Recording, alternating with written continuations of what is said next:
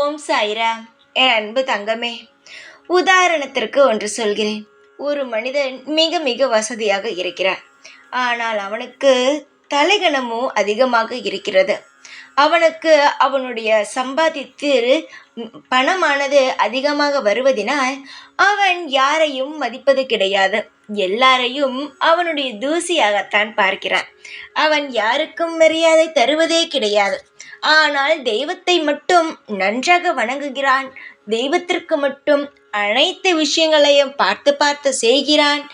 ஆனால் அவனை சுற்றி இருப்பவர்களை அவன் ஒரு மனிதர்களாக மதிப்பதே கிடையாது. அப்படி இருப்பவனுக்கு வாழ்க்கையில் அனைத்தும் நல்லதாகவே நடக்கிறது. சரிதானே தங்கமே? உன்னுடைய நெருங்கிய உறவினர் ஒருவன், அவனுக்கு எல்லாமே இருக்கும். ஆனால் அவன் உன்னை மதிப்பதே கிடையாது. தெய்வத்திற்கு விழுந்து விழுந்து செய்கிறான். ஆனால் அவன் நன்றாகத்தான் இருக்கிறான் என்று நீ நினைக்கிறாய். தங்கமே, தெய்வத்திற்கு செய்வதனால் ஒருவன் நன்றாக இருக்கிறான் என்பது கிடையாது. முதலில் அனைவருமே அதை புரிந்து கொள்ளுங்கள். உங்களுடைய கர்ம வினை மட்டும்தான் ஒவ்வொரு இடத்திலும் பேசும்.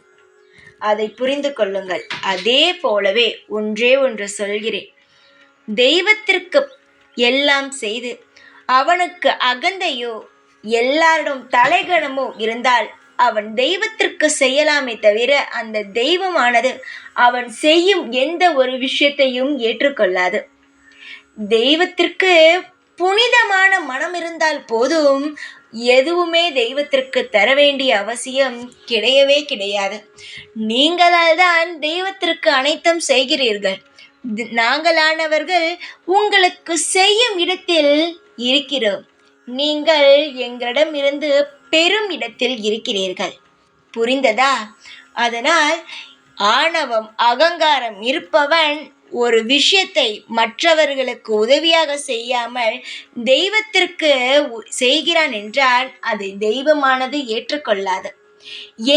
எந்த இடத்தில் அகந்தை இருக்கிறதோ அவன் எப்பேற்பட்ட விஷயத்தை, ஏன் இந்த தங்கத்தை கூட மலை போல ஆக்கி தெய்வத்திற்கு கொடுத்தாலும் நாங்கள் ஏற்றுக்கொள்வது கிடையாது. ஆனால் ஒரே ஒரு மரியாதை இருந்தால் மட்டும் போதும். மற்றவனை மதித்தால் போதும். தூய்மையான எண்ணம் இருந்தால் போதும். நாங்கள் அவனை என் மனதுக்குள் வைத்துக் கொள்கிறோம். உன்னுடைய உறவானது மிக மிக அடுத்தவர்களை பணத்தை வைத்து அசிங்கம் படுத்தி கொண்டு இருக்கிறது. எந்த இடத்திலாவது நீ போய் பேசினால் உனக்கு என்ன தெரியும், உன்னிடம் பணம் உள்ளதா என்று நேரடியாகவே மோதுகிறது. இதை பார்க்கும் பொழுது எங்கிருந்தாலும் ஏண்டா போகிறோம் அவர் இருக்கும் இடத்திற்கு என்று தோன்றுகிறது. சரிதானே தங்கமே? யார் என்ன பேசினாலும் அதை உன் மனதுக்குள் ஒருபொழுதும் வைத்து கொள்ளாதே. ஏனென்றால் அவன் பேசும் பேச்சுக்கும் நடக்கும் நடவடிக்கைக்கும் அவனே பொறுப்பாகுகிறான். உன்னை சுற்றி ஒருவன் மிகப்பெரிய துரோகத்தை செய்கிறான் என்றால் அவனுடைய கர்ம வினையை அவனே ஏற்றுக்கொண்டு இருக்கிறான் என்று நினைத்துக்கொள். அதை விட்டு விட்டு உன்னை அசிங்கப்படுத்தி விட்டானே என்று நினைக்காமல் மனதுக்குள் ஒரு சிரிப்பை சிரித்து கொண்டு நீ உன்னுடைய செயலை செய். உன்னை எப்படி மற்றவர்கள் மத்தியில் எதுவுமே இல்லாதவள் என்று, அதாவது இவள் சொன்ன விஷயம் எதுவும் நடக்கப் போவதும் இல்லை, இவளிடம் ஒரு விஷயம் சொன்னால் அது நடக்கவும் நடக்காது என்று சொல்லுபவன் அது அவனுக்கே திருப்பும் என்று நினைக்கவில்லை. உன்னை சொன்னான் பத்தியா, அது அனைத்துமே அவனுக்கு திரும்பும். அதனால் நீ எதையுமே நினைக்காதே. சந்தோஷத்தை நினைத்துக்கொள். உனக்கு எந்த தெய்வம் இஷ்டமோ அந்த தெய்வத்தை மனதில் நினைத்து கொண்டு சந்தோஷமாக இரு. காலம் முழுவதும் உனக்கான துணையாக நான் இருப்பேன். உன்னுடைய வாழ்க்கையில் நீ எந்த அளவு கீழே போனாயோ அந்த அளவு உன் வாழ்வில் நீ முன்னுக்கு வருவாய்.